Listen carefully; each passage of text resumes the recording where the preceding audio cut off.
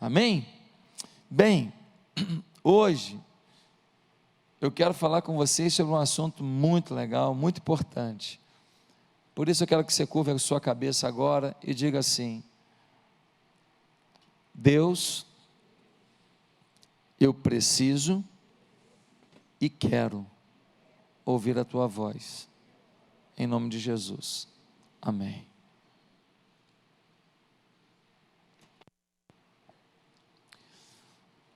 Após o dilúvio, findo a Deus fez uma promessa a um homem chamado Abraão. Deus disse para Abraão assim: Abraão, sai da tua parentela, sai da tua terra, pega a tua mulher, você tem 75 anos, ela tem 65, pega um caminho, pega a estrada, leva todo o teu gado, leva os teus funcionários para te ajudar, e vai andando, eu vou te mostrar uma terra, ali você vai se instalar, e ali eu vou te dar o que você mais quer na vida. E Abraão fala: o senhor sabe que é a coisa que eu mais quero na vida, e eu não tenho um filho. Pois é, eu não vou te dar um filho não, você está esperando um filho há tantos anos, você já acha impossível, Sara nunca engravidou, pois eu não vou te dar um filho não, eu vou te dar uma grande nação. Eu vou te dar um filho que vai gerar outro filho, que vai gerar um neto, que vai gerar um bisneto, tataraneto, e você vai ser uma grande nação. Pois é, isso foi confirmado para Isaac, o filho de Abraão, depois para Jacó, até que José, filho de Jacó, sendo muito invejado pelos outros filhos de Jacó, ele é vendido pelos próprios irmãos para alguns mercadores midianitas. Esses mercadores vão para o Egito, tem um mercado de escravos, eles chegam lá e apresentam José, e José chega lá, e o pessoal olha os dentes, dente bom, menino forte, tá bom, e como uma mercadoria, ele é vendido para um homem chamado Potifar. Ele é um grande líder naquela nação, ele é o líder do exército de Faraó. Lá na fazenda de Potifar, ele é um homem rico, próspero. José começa fazendo as coisas mais básicas da vida, ele começa cuidando de um paiol, ele começa limpando um galinheiro, ele começa varrendo alguma coisa, capinando alguma coisa, e tudo que ele fazia ficava bem feito. E isso chamou a atenção de Potifar. Muitas vezes a gente não tem oportunidades na vida, não é porque a vida não nos apresenta as oportunidades não, é porque a gente não tem excelência com aquilo que a gente já teve de oportunidade. Potifar coloca José como chefe de toda a fazenda, mas você sabe da história.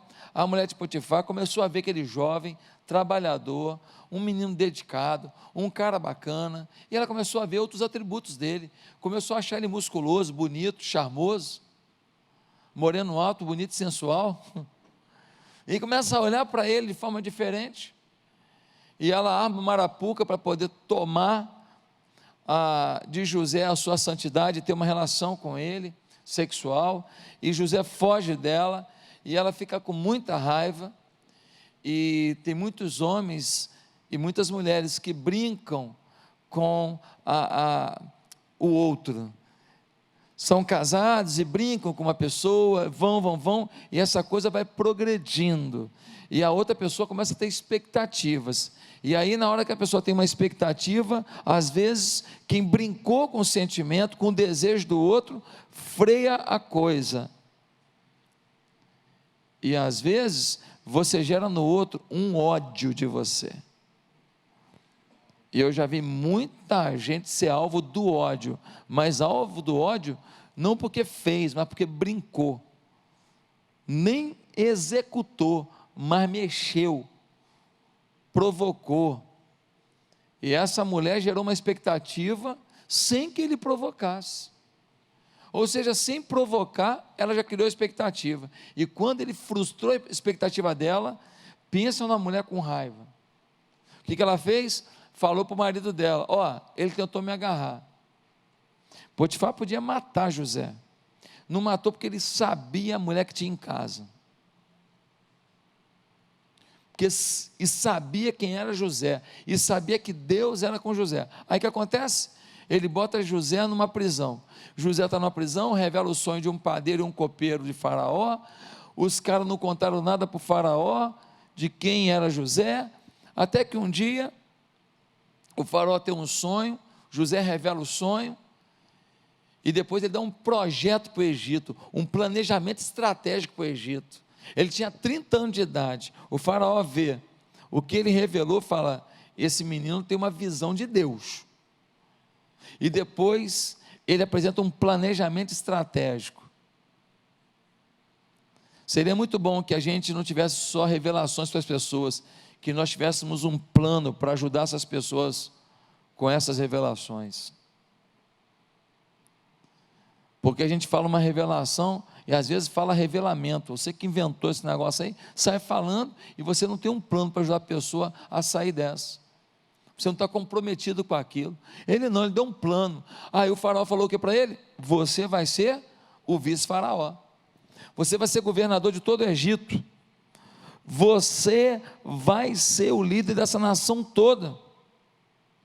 Meus amados, quando vemos a narração da saída, dessa entrada de José para o governo do Egito, a gente fica impressionado.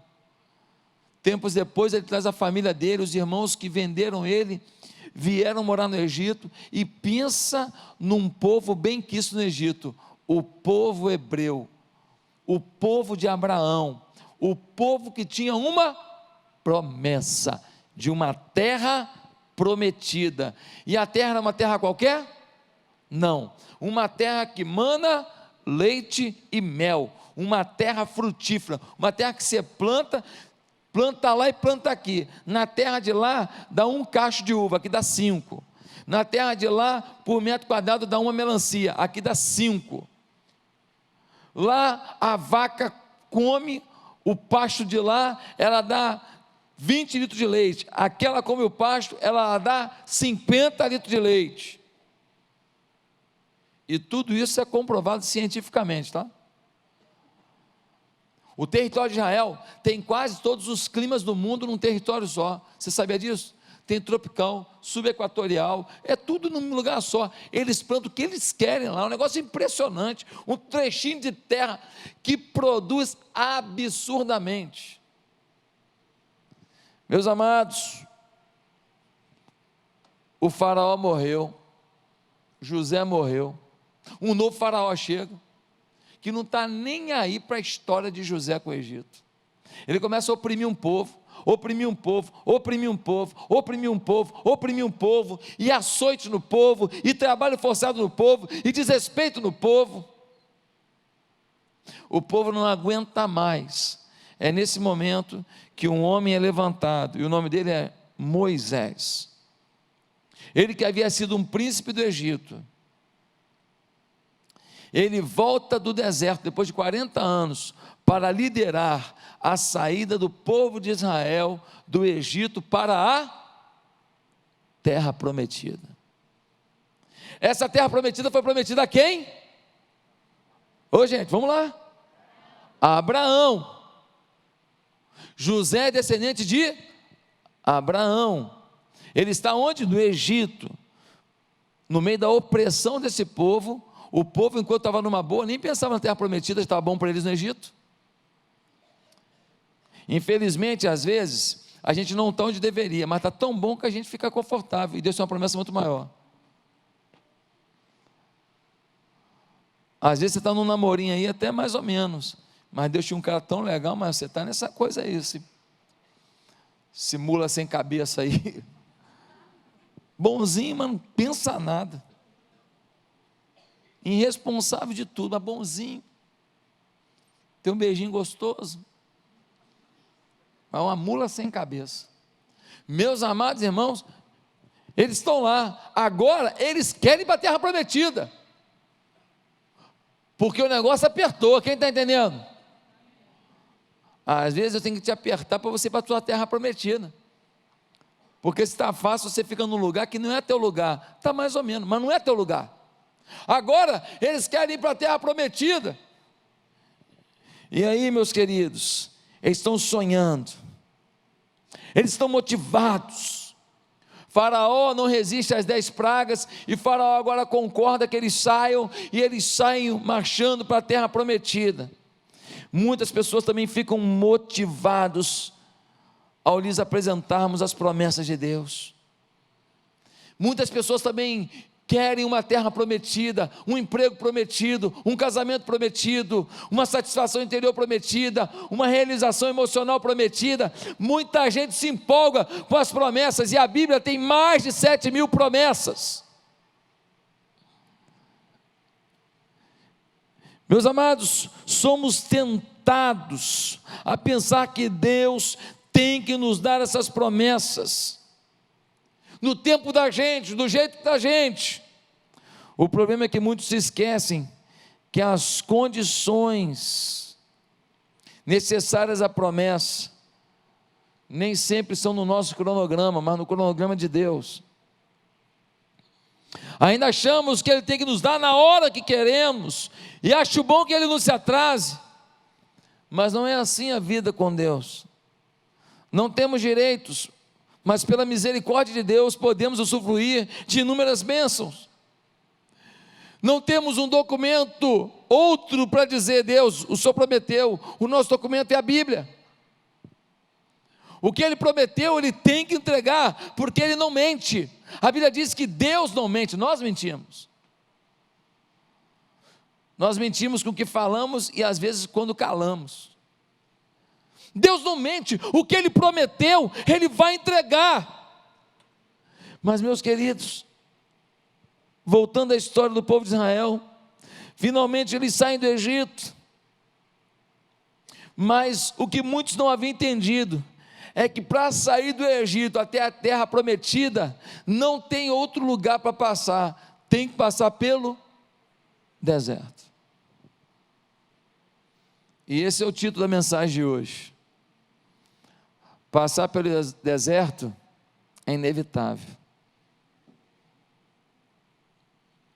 Eles queriam sair do Egito, se pudessem, queriam entrar no avião e já descer na terra prometida, mas não tinha avião.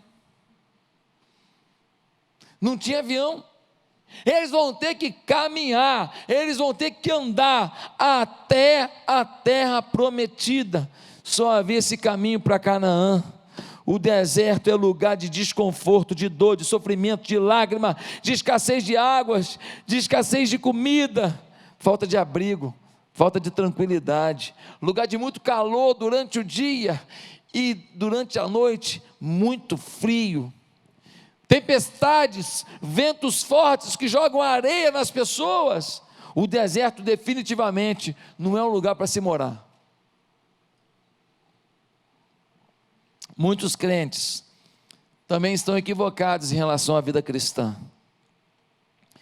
Muitas pessoas acham que entregar a vida a Jesus é começar uma vida sem desertos.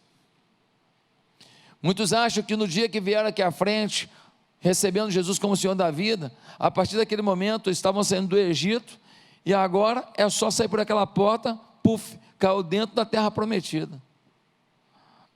Eu sei que tem muito lugar por aí que mente para você, e sei que tem muita igreja que promete que não pode entregar, mas eu aqui nunca menti para você.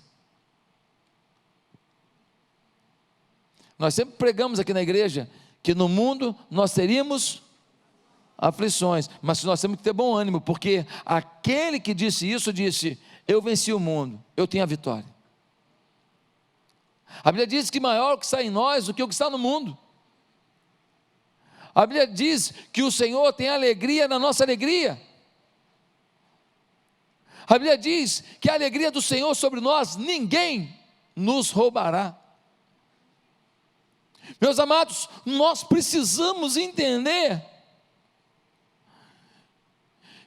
que entre o nosso Egito, a nossa luta, a nossa opressão, a nossa lágrima, e a nossa terra prometida, a nossa realização, a nossa conquista, não tem jeito, vai ter deserto. Mas muita gente fica decepcionada com Deus, e volta para o mundo. Ou então, vai procurar uma igreja, fast food, um lugar que oferece assim, ó, entra aqui no drive-thru, que eu te entrego teu lanche rapidinho. Mas vai comer hambúrguer, não vai comer picanha. Vai tomar Coca-Cola, não vai tomar um suco de uva top, da fruta.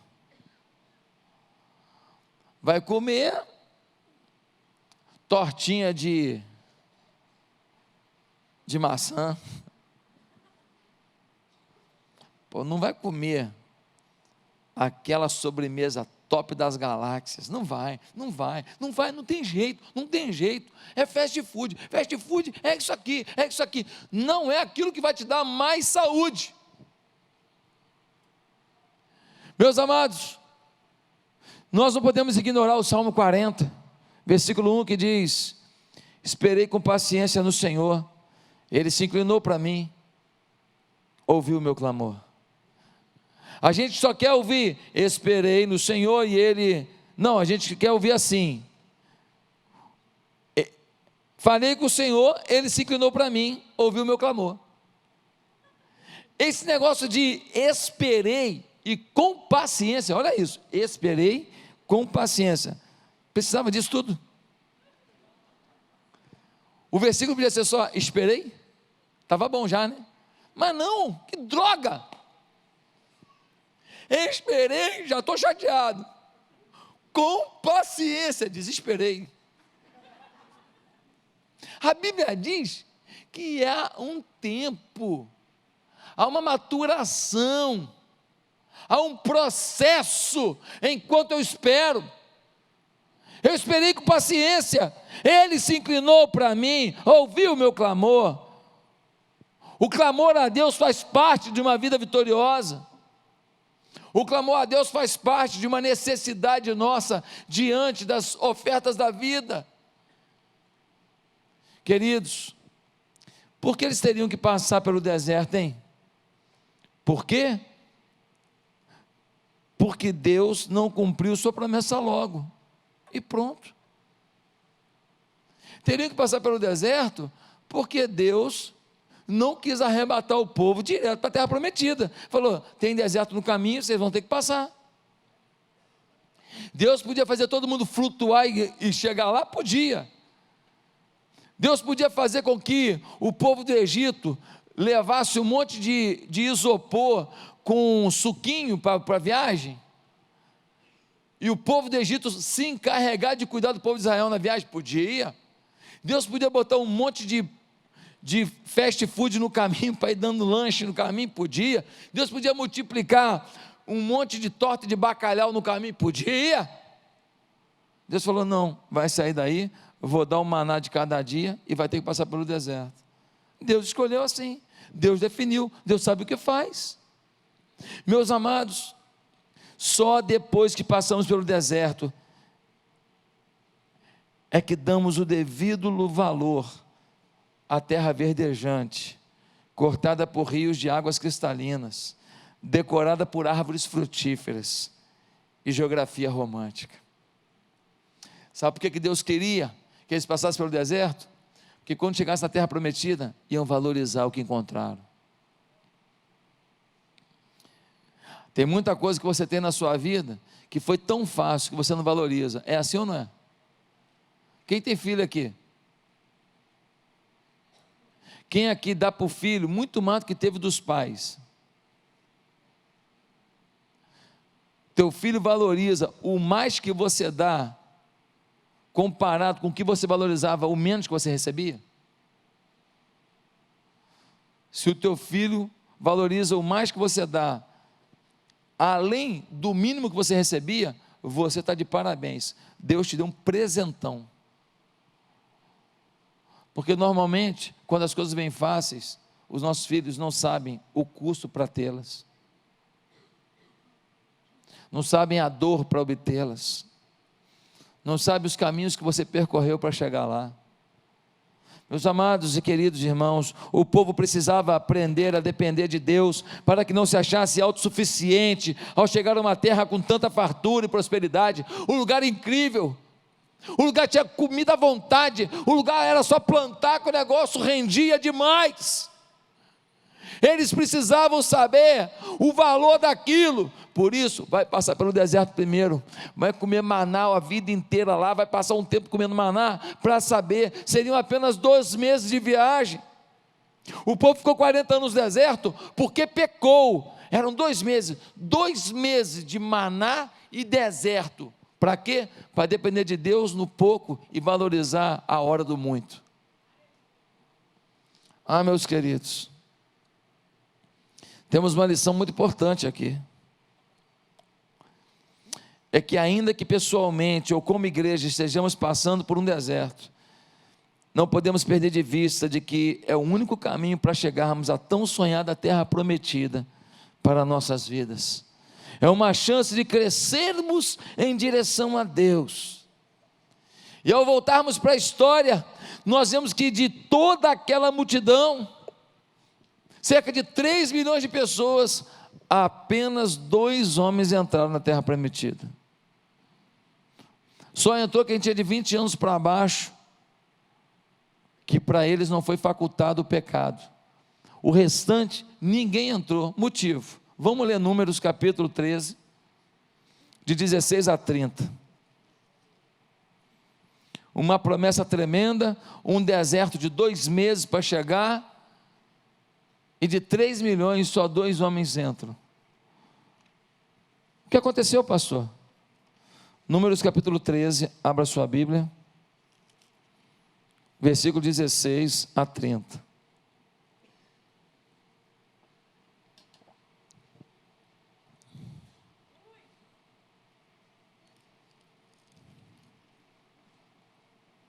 Diz assim, Números 13, 16 a 30. São esses os nomes dos homens que Moisés enviou em missão ao reconhecimento do território. A Oséias, filho de Num, Moisés deu o nome de Josué.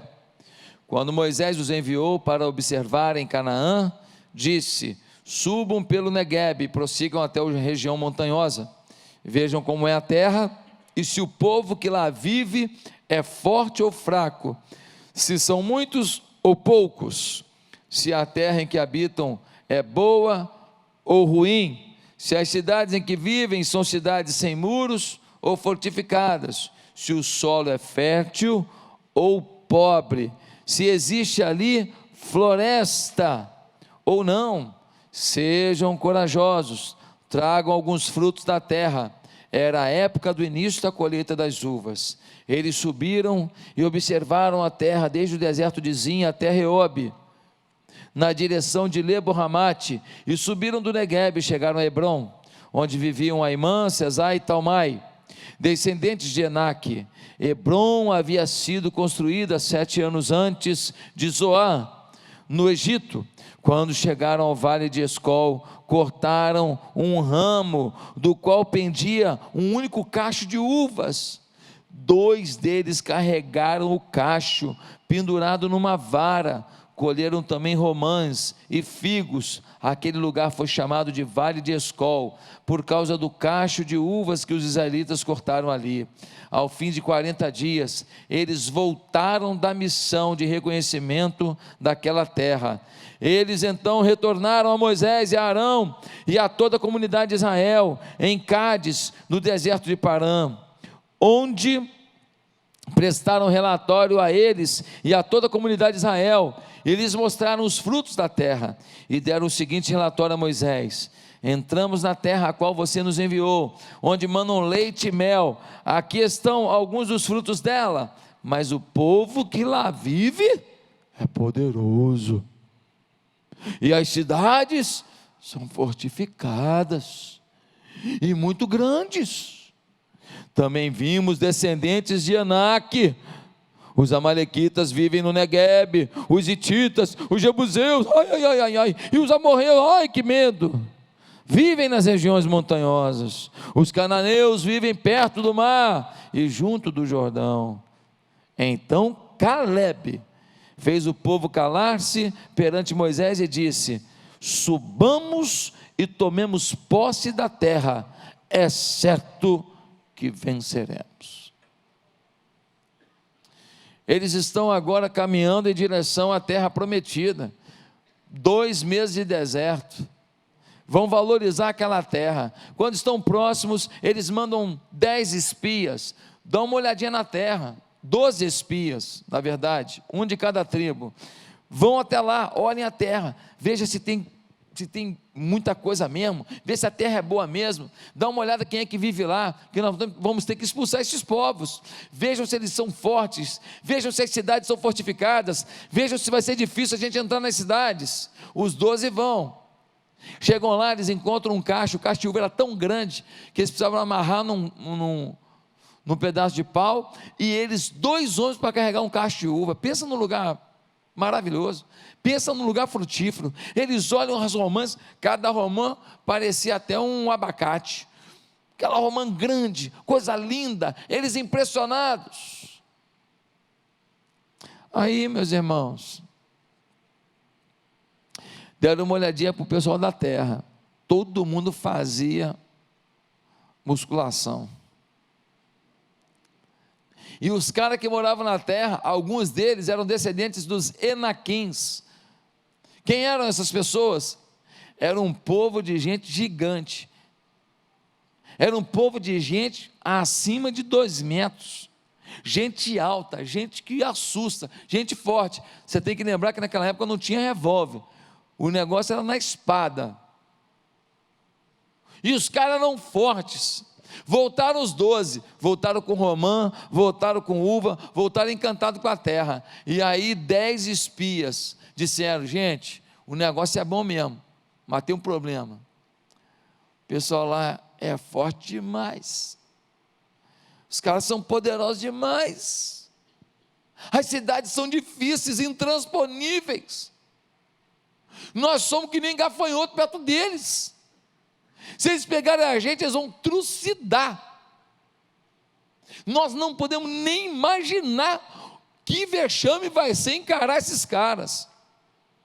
É entrar no UFC para lutar com o Vitor Belfort sem nunca ter batido numa barata. Vai apanhar, vai morrer. Aí Josué e Calebe disseram: ei, Deus nos deu uma promessa, falou que a terra é nossa, vamos para lá, vamos brigar, vamos vencer, vamos tomar posse. Porque eles disseram isso, eles entraram na terra prometida. Porque os outros 10 não disseram isso, eles nunca pisaram na terra prometida. Essa terra que até hoje está lá com o povo judeu, essa terra que até hoje é valiosíssima, essa terra que tem uma reserva de água que ninguém da região tem. Eu estou falando do Mar da Galileia, porque o Mar da Galileia é de água doce, e todo mundo quer Israel, porque além da terra, ela tem água para irrigar a terra, e água boa, e água abundante. O maior reservatório de água de toda aquela região do Oriente Médio está em Israel. Queridos, o deserto é inevitável, mas a terra prometida é nossa promessa. O que nos impede de entrar? 3 coisas que eu quero falar rapidamente para encerrar. Não sai do deserto. Primeiro, os que superdimensionam seus desafios. No versículo 28 nós lemos: mas o povo que lá vive é poderoso, e as cidades são fortificadas e muito grandes. Também vimos descendentes de Enaque. O que eles fizeram? Eles pegaram os problemas e os desafios e superdimensionaram. Eles pegaram as limitações que eles teriam e supervalorizaram. Cara, os caras são fortes, os caras são grandes, os caras são demais, os caras são guerreiros, nós não vamos conseguir.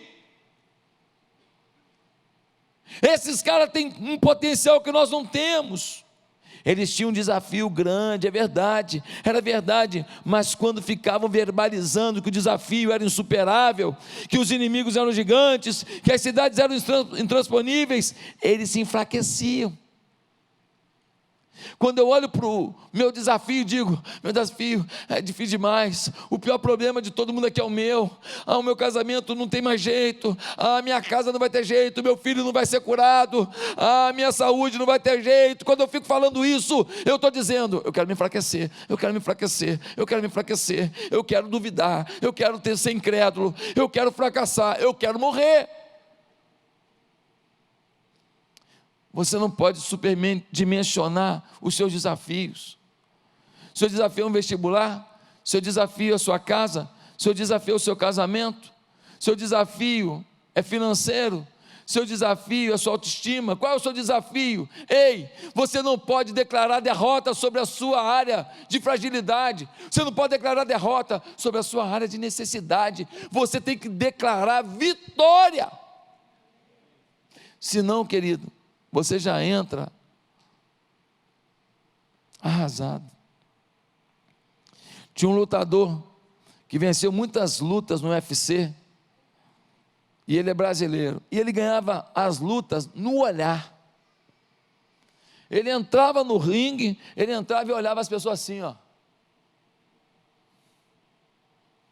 Tipo assim, vou te arrebentar.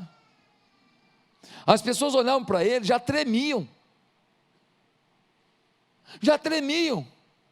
até que um dia um cara não olhou para ele. As câmeras mostram que o cara nem olhou para ele, o cara ficou aqui falando, eu vou vencer hoje, eu vou arrebentar, e venceu.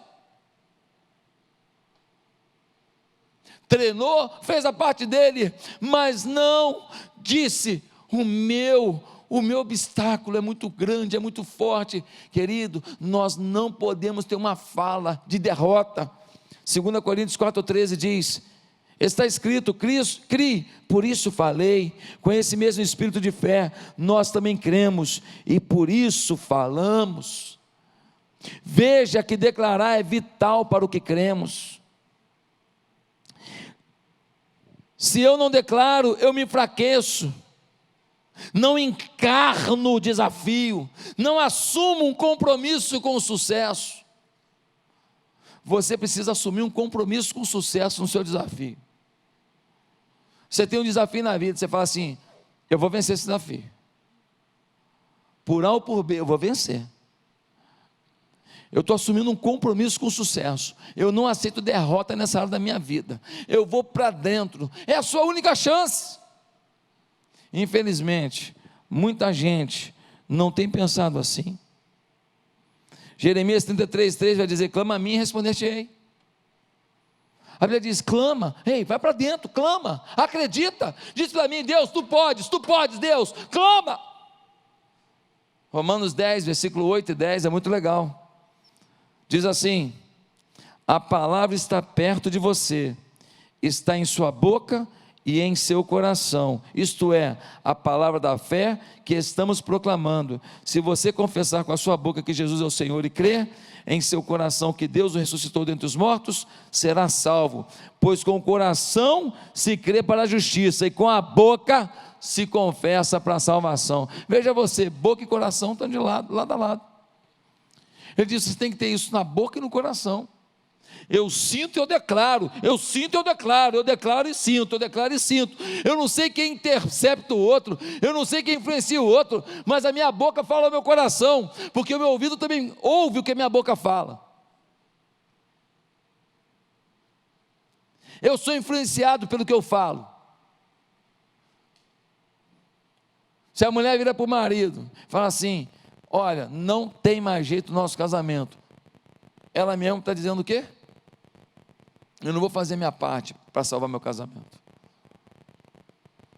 Se o marido fala, eu acho que você mandado embora, pronto, ele já não produz mais nada, não bate meta nenhuma, vai ser mesmo. Mas ele profetizou, ele declarou, ele não acreditou. Meus queridos, muitas vezes o diabo vai trazer palavras de pessimismo a você, e nós deveríamos fazer como fez Moisés e Arão, quando eles estavam sendo ameaçados, o povo estava chateado com eles, porque estavam sofrendo no deserto, e diz a Bíblia, lá em Números 14:5, que eles se prostraram com o rosto em terra, diante do Senhor. Em vez de se prostrar diante do Senhor, para buscar uma palavra de fé, a gente se prostra diante do desafio, para procurar uma palavra de pessimismo. Segundo lugar, quem é que não sai do deserto? Aqueles que acreditam que a vitória só depende deles mesmos. Versículo 31, a gente vai ler uma coisa impressionante. Olha o versículo 31, diz assim: mas os homens que tinham ido com ele disseram: não podemos atacar aquele povo, é mais forte do que nós. O que eles disseram? Não podemos. Quem é que tinha que atacar? Eles. Quem é que tinha que conseguir a vitória? Eles. Quem era a única força para vencer? Eles. De onde viria a solução? Deles. Só tem um problema: eles esqueceram de colocar Deus nessa história. Eles não disseram: nós não podemos, só se a gente for com Deus. Eles não disseram: sozinho não vai dar não, vamos fazer uma vigília aqui e vamos orar. Eles não disseram: se nós não tivermos tomado pela fé, nós não vamos encarar esse negócio. Não, eles preferiram dizer o quê? Nós não vamos conseguir, nós não vamos conseguir. Nós somos incapazes, nós não podemos atacar aquele povo. Avaliaram um desafio para com suas próprias forças, colocaram toda a capacidade para com o sucesso em seus ombros, ignoraram que na vida não temos desafios do tamanho de nossas forças, e que vem de Deus a força para superar os nossos desafios. Queridos, imagina uma semente na minha mão. Quem está vendo a semente? Está vendo? Deixa eu te perguntar uma coisa: essa semente aqui, ela pode produzir por ela mesma?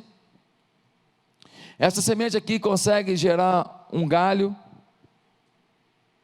folha, fruto, flor? Eu tenho uma semente muito boa, semente joia. Esta semente produz isso por ela mesma? Produz não. Ela só produz se ela estiver dentro da terra. Se eu jogar um pouco d'água na semente, que nem a gente faz lá com o feijão, que a gente bota no algodão, ela pode até dar uma tentativazinha, ela começa a germinar, mas se ela não tiver terra, ela não tem de onde buscar nutriente, ela por si mesma não consegue. Ela é uma semente boa, ela tem tudo para produzir, mas ela depende da terra. Assim é a nossa vida. Nós somos uma semente, nós temos tudo para germinar e produzir os frutos necessários para a gente vencer tudo, mas nós temos que estar na terra, e a terra é Deus. Se você não estiver na terra, você não vai conseguir, você não vai chegar lá. Homens vencedores, milionários, se esquecem disso, até que uma hora eles entendem que eles venceram nos negócios, mas a vida não é só negócios, a vida também é família, a vida também é filho, a vida também é saúde, a vida também é um pai, a vida também é a mãe. E você ser um baita vencedor numa área da sua vida não quer dizer que você tem potencial para produzir tudo o que você precisa para a sua felicidade. E muitos só descobrem isso depois de muito sofrimento. Quem está me entendendo? Amém? Mas em terceiro e último lugar.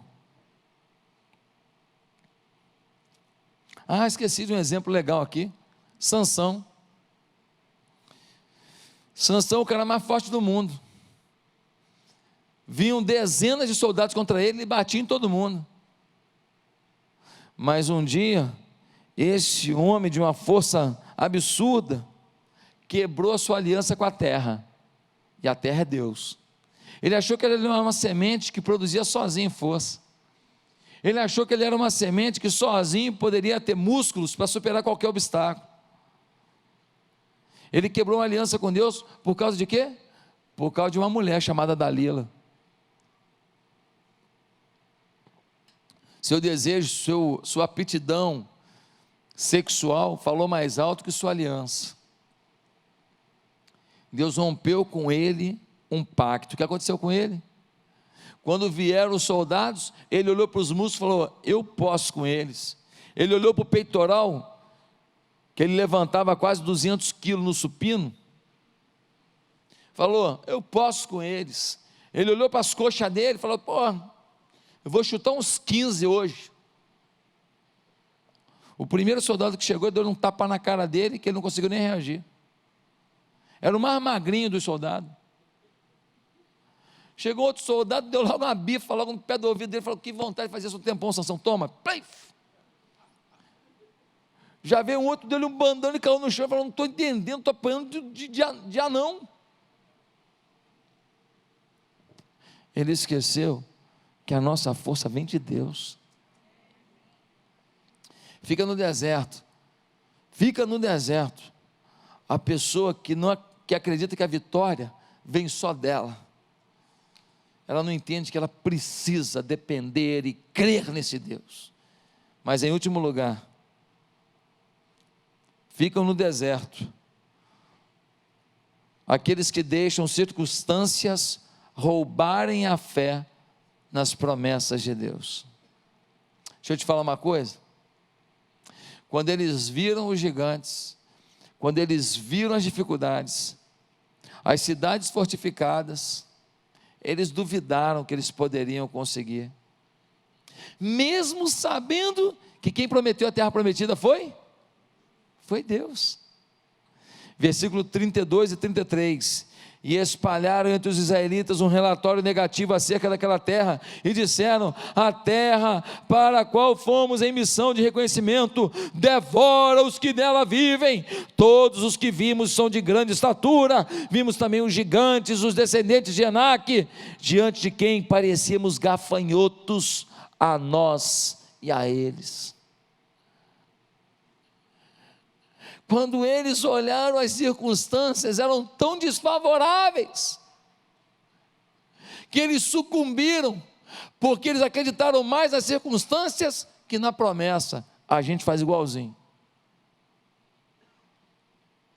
Deus promete um monte de coisa para a gente, mas quando a gente vê uma situação, um ambiente, uma atmosfera, uma circunstância desfavorável, muitas vezes a gente se desespera, se descabela, a gente para de vir na igreja, larga a célula, para de liderar, desiste dos planos de Deus, desiste do ministério, já começa a resmungar, para de entregar o dízimo, para de dar oferta. Por quê? Porque a circunstância faz você não acreditar que promessas de Deus na sua vida se cumprirão.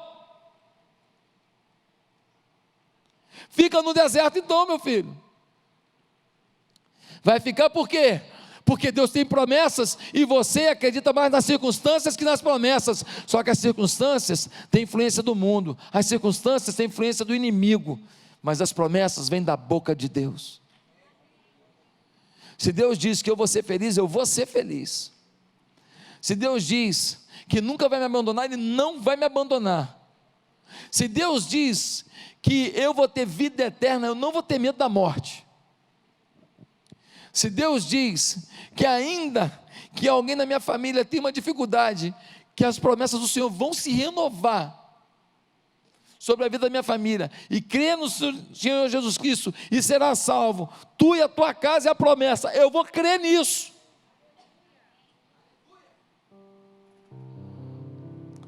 O Billy Graham foi o maior evangelista do século XX, o filho dele foi para o mundo,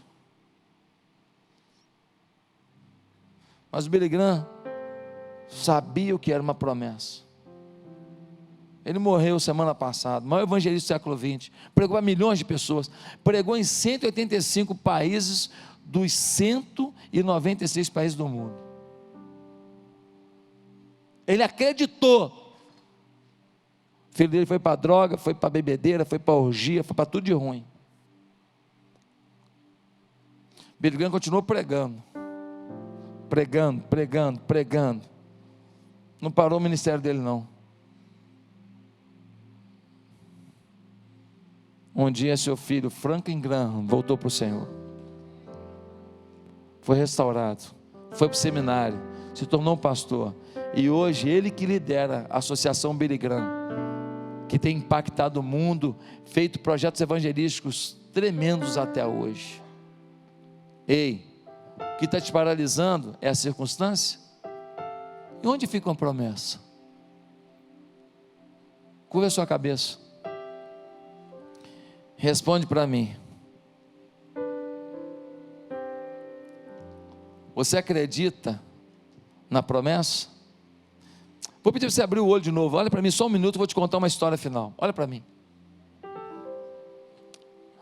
Um jovem de uma família boa, o pai gente boa, a mãe gente boa, mas ele foi na pilha dos colegas, provou da maconha, provou da cerveja, depois da bebida provou da maconha, depois da maconha provou da cocaína, provou do crack. Resultado, foi para o mundão, sumiu de casa.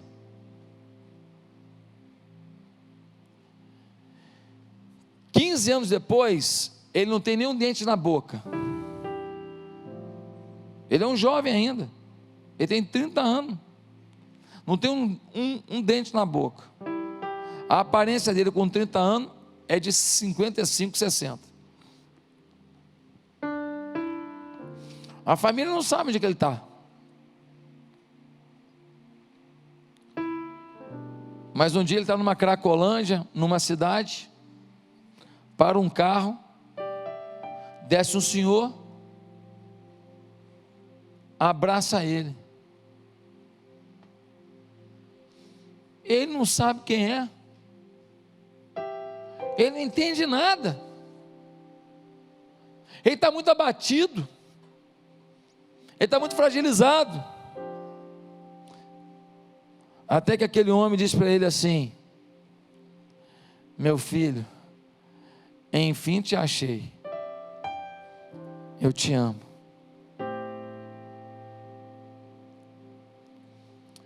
As circunstâncias fizeram aquele homem não reconhecer nem quem era o pai. As circunstâncias fizeram aquele homem abrir mão de sua família. As circunstâncias fizeram aquele homem perder sua própria identidade. Mas no meio da miséria, das drogas, ele continuava sendo filho. E filho tem herança.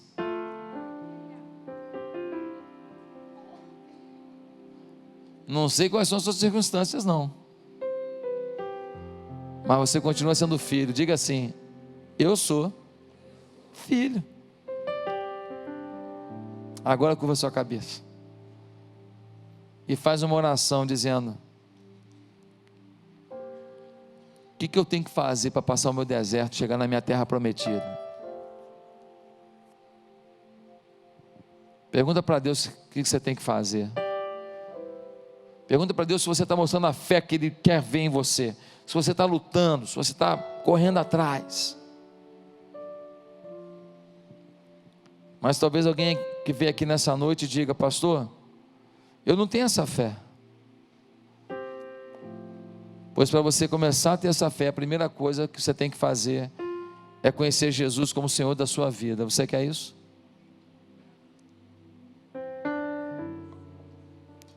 Não vai vir fé sobre a sua vida se você não se apaixonar pela palavra de Deus e se você não se curvar a Jesus Cristo. Tudo que eu falei aqui é possível, mas você tem que ter fé, e isso começa com a sua dependência de Jesus, reconhecendo que sozinho não dá, e convidando Ele para entrar no seu coração, e o Espírito dele vai reinar na sua vida. Você quer isso hoje? Aonde você está de cabeça baixa, faça uma simples oração, diga assim: Santo Deus, muito obrigado por este culto e por essa palavra, é para mim. eu me arrependo dos meus pecados, e eu recebo Jesus como Senhor da minha vida, e eu não vou morrer no deserto, eu vou sair do meu deserto, em nome de Jesus eu vou chegar na minha terra prometida. Eu recebo Jesus como Senhor da minha vida para isso, no nome de Jesus, amém.